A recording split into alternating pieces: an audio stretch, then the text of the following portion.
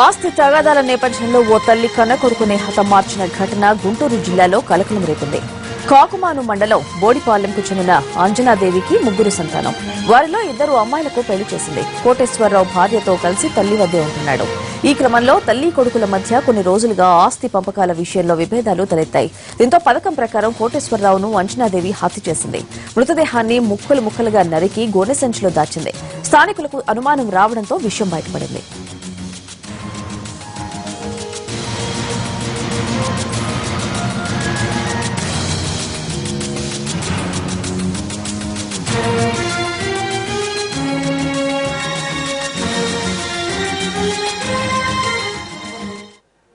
చెల్లిపోమని ఒత్తిడి చేస్తున్నాగా ఇంత పని చేస్తుందని ఎవరు ఊహించలా. వాళ్ళ కన్న తల్లి చంపుద్దని ఎవరు ఊహించలే. వాసన ఇళ్ల చుట్టూ అందరికి వస్తుంది. అందరూ ఏదో చచ్చిపోయి 10 కుక్కలు ఎరికలో చచ్చినాయి అనుకున్నారు. కానీ 2 నుంచి ఇంకా ఎక్కువ ఇతరులకి అనుమానం వచ్చి మరి వాళ్ళ పెద్దలు వాళ్ళ బాబాయిలు వాళ్ళ పెద్దనాన్న పిలిచి రాత్రి చెవడం వలన వాళ్ళు వచ్చి చూసేటలికి ఆ ఎనహమాల శవాన్ని బొక్కబారలు పడుకోబెట్టి తలకాయ నరికేసి సంచిలో పెట్టేసింది. చేయి నరుగుతుంది.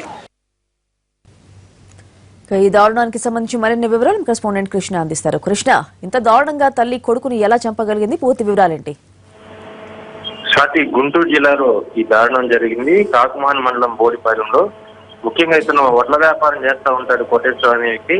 అయితే తల్లితో గత కొంతకాలంగా ఆస్తి పంపకాల్లో వివాదం రావడంతో కోటేశ్వరరావుకి అతని సోదరి అలాగే తల్లికి ముగ్గురికి మధ్య విభేదాలు ఉన్నాయి. ప్రస్తుతం కోటేశ్వరరావు అయితే వీళ్ళందరికీ కూడా దూరంగా ఉంటున్న పరిస్థితి.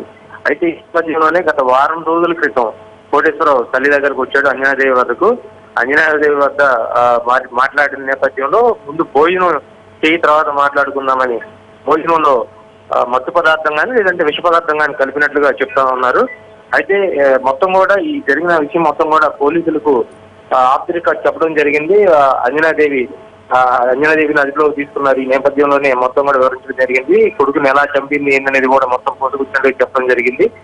మొత్తం కూడా అన్నంలో ముందుగా విషం కలిపి ఆ తర్వాత మరణించిన తర్వాత బయటికి తీసుకెళ్లి పడేయాలనేటువంటి ఆలోచన.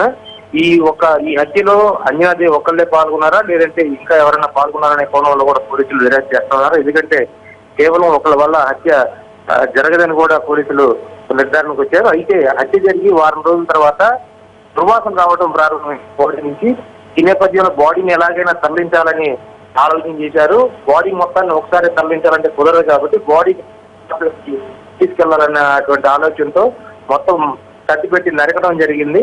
ఒక్కొక్కటి తరలించే క్రమంలో స్థానికులు గమనించారు. దీంతో పాటు పాత బాకీ ఇవ్వాల్సిన వాళ్ళు కూడా వచ్చి డబ్బులు ఇచ్చే క్రమంలో ఏంటి ఇంటి నుంచి వాసన వస్తుందని చెప్పిన వాళ్ళు అడగటం, తర్వాత స్థానికులు కూడా వచ్చి ఏంటని నిలదీయడంతో మొత్తం జరిగిన ఘటన వెలుగులోకి వచ్చింది.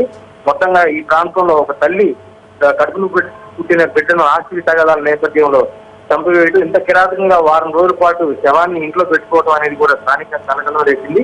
జరిగిన ఘటనపై ప్రస్తుతం పోలీసులు దర్యాప్తు చేస్తా ఉన్నారు. ఈ హత్యకు సంబంధించి కేవలం అంజనాదేవి ఒక్కళ్ళైనా ఇంకెవరన్నా పాల్గొన్నారా, ఏ అంశాలు ఈ హత్యలో ప్రధాన పాత్రగా ఉన్నాయని చెప్పి కూడా దర్యాప్తు చేస్తున్న పరిస్థితి. Right Krishna, thank you.